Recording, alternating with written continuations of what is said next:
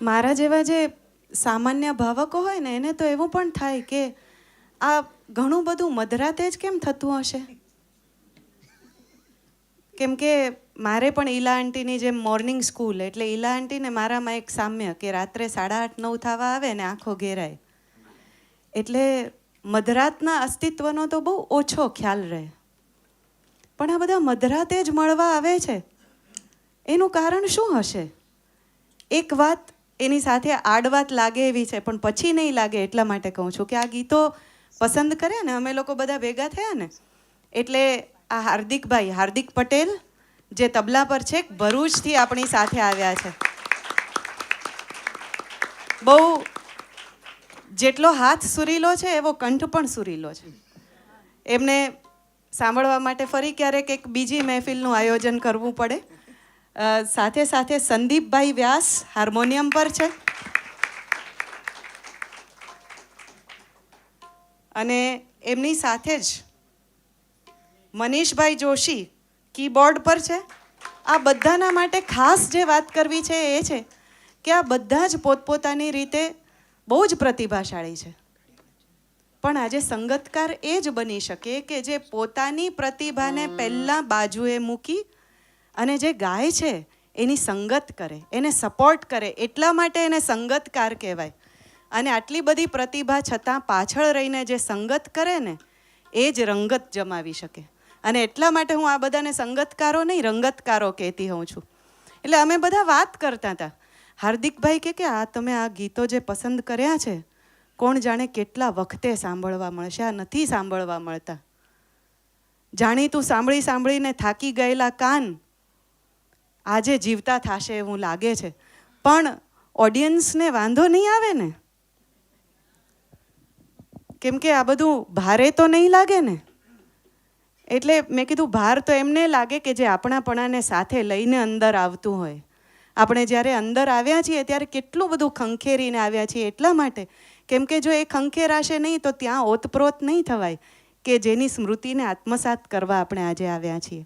કવિ વંચિત કુકમાવાલા બહુ સુંદર વાત કરે છે કે આપણાપણાને ચાલ ખંખેરી નાખીએ, કે આપણાપણાને ચાલ ખંખેરી નાખીએ ને થઈ જઈએ આપણાથી દૂર, કે આપણાપણાને ચાલ ખંખેરી નાખીએ ને થઈ જઈએ આપણાથી દૂર, ને લાખ લાખ કોલાહલ વચ્ચે ઊભીને પછી સાંભળીએ અનહદનો સૂર. ને સમજણની સીમાઓ છોડીને બેક ઘડી અચરજની દુનિયામાં ફરીએ. આજે સમજણની સીમાઓ છૂટી જશે તો જ એ અચરજના પ્રદેશમાં આપણું આગમન થઈ શકે, કે જે પ્રદેશમાં અત્યારે આપણે સૌ છીએ. હું ગુજરાતીઓ માટે ઘણીવાર એવું કહેતી હોઉં છું કે સદ્ધરતા છે ને એ ગુજરાતીઓનું સૌભાગ્ય છે. ગુજરાતીઓ સદ્ધર હોય, સદ્ધરતા એના નસીબમાં છે, પણ આ ક્ષણોએ આપણે જે અદ્ધરતા પ્રાપ્ત કરી રહ્યા છીએ ને એ સૌ કોઈના ભાગ્યમાં નથી હોતી. તો આવો એ જ અદ્ધરતાના રંગમાં પૂરી હળવાશ સાથે, કોઈ ભાવ વગર, કોઈ ભાર વગર આપણે અંતિમ 2 થી 3 રચનાઓના પ્રદેશમાં લટાર મારીએ. આપ સૌને બહુ જ ગમતી કૃતિ, કવિ સુરેશ દલાલના શબ્દો અને આશિત દેસાઈનું સ્વરાંકન, કેમ કે એમાં પણ શ્યામની પ્રીતિની વાત છે. જે શ્યામને ચાહે છે એ શ્યામમાં એટલું બધું ઓતપ્રોત થઈ જાય છે કે શ્યામના નયન ઢળે તો તપતો દિવસ પણ ઢળતી સાંજ જેવો લાગે. અને એટલે જ ગોપી આજીજી કરે કે સાંજ પહેલાની સાંજ ઢળી છે શ્યામ, હવે તો જાગો, તમે અમારા રોમ રોમમાં થઈ વાંસળી વાગો, શ્યામ હવે તો જાગો. તો આવો એ રચના સાંભળીએ.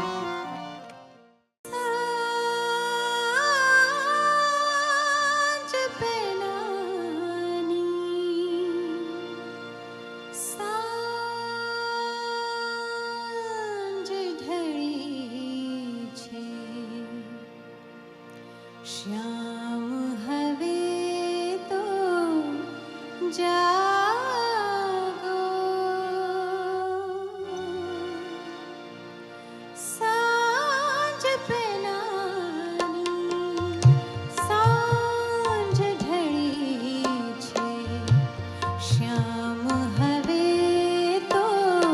જાગો તમે અમારા રોમ રોમમાં તમે અમારા રોમ રોમમાં થઈ વાસળી વાગો